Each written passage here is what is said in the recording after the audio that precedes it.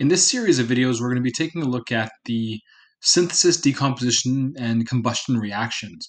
We'll be learning how to identify the reactions based on type, but also how to predict the products of the reaction. So we'll start off with synthesis reactions. Before you do this entire lesson, I'd recommend you take some time to watch the preview video, another great video that goes over all the main concepts in detail and how to predict reactions as well. So it's a different perspective. Please give it a little watch. So we're going to start off with synthesis reactions first. It's a reaction where you have two or more smaller reactants come together to make one larger product. So here we have A and B. They react together to make AB as a compound. So several smaller reactants give one larger product. And that's the general pattern or trend you're going to see for many of these synthesis type of reactions. So there are several different cases for synthesis reactions, and if you remember the cases, you'll be able to predict the products. So we're going to take a look at an element with an element, giving a binary compound, metal oxide with water, giving a base, non-metallic oxide with water, giving an acid, and we'll see how to write those out, and then we'll take a look at some sample problems together. So let's go to our handout over here that we'll fill out for synthesis reactions to take a look at the different cases that we have for synthesis. So if we have a metal and a non-metal, what you're going to get is a binary ionic compound. A compound made up of two elements.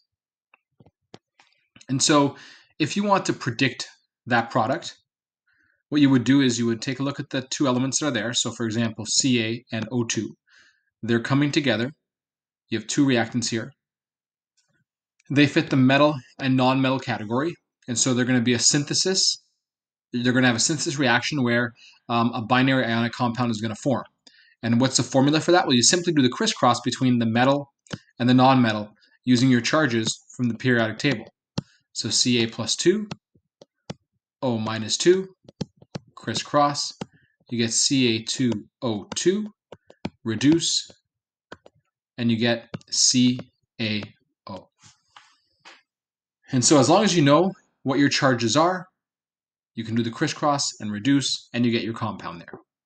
Another type of synthesis reaction is when you might have a non-metal reacting with a non-metal. So just a straight-up non-metal reacting with a straight-up non-metal again. And we get another binary compound, but this time it's going to be a molecular compound. So we'll get a molecular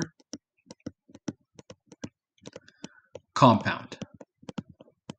These ones are a bit harder to predict, but as long as you give a general sensible answer, then you usually get the mark and you demonstrate that you understand it. So C and O2. We have two nonmetals coming together, so it's going to be a synthesis reaction because it's two elements coming together. And a sensible answer might be, for example, CO2. CO2, and that might be a gas. I forgot to mention up here, this would generally be a solid. I'll explain states later on, but CO2 gas.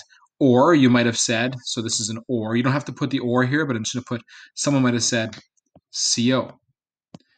Generally, these are a little bit harder to determine because they're molecular, and molecular don't have ions. You normally don't do crisscross methods.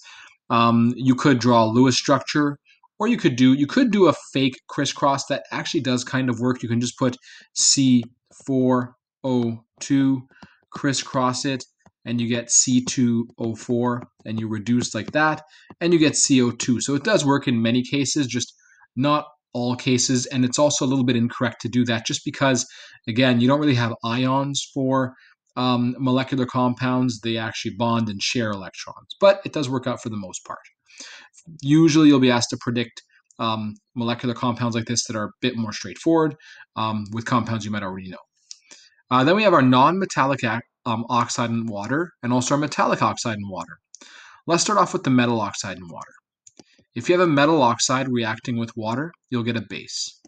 What does a metal oxide mean? It basically just means a metal and oxygen type compound. So for example, here we have a metal oxide reacting with water. So we have calcium oxide reacting with water, and that's going to produce a base.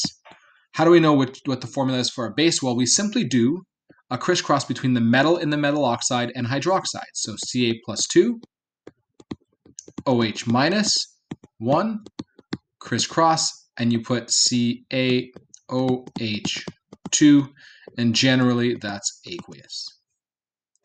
And then lastly, what we do is we can take a look at this situation here. We have SO3 plus H2O. Notice it's not a metal oxide, it's a non-metallic oxide. So a non-metal with oxygen type compound reacting with water. And when we have that, that's going to produce the opposite of the base, an acid. So I'm going to show you a trick to figure this out. Generally what I do is I take a look at the non-metal oxide and I add an oxygen from water to it. So that'll make SO4. That's your polyatomic ion sulfate. And then I do H plus because it's an acid that's forming, and then I can crisscross. And I get H2SO4 aqueous. It's a bit of a simplification, but that method works for now. So the main idea is that non-metal oxide and water give you an acid, metal oxide and water give you a base. If you recognize those patterns or cases in specific examples, then you can predict what the product is using the techniques we discussed in these examples here. So let's go ahead and try some practice problems. So we have a metal and non-metal coming together. That follows case 1 over here. And so we're just going to do the crisscross between the Na and the Cl. So Na plus, Cl minus 1, crisscross, that's plus 1 by the way. And we get NaCl. In this case, it's going to be solid, but I will teach you that later on, how to figure it out.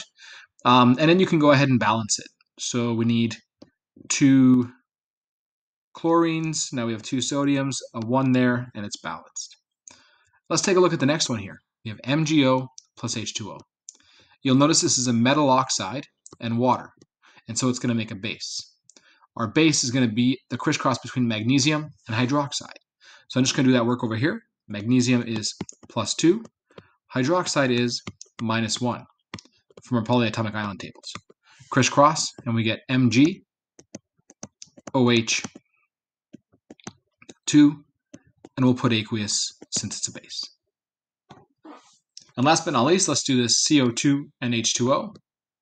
You'll notice that this is a non-metal oxide. CO2 is a non-metal oxide reacting with water. So we know it's going to make an acid. Which acid do we make?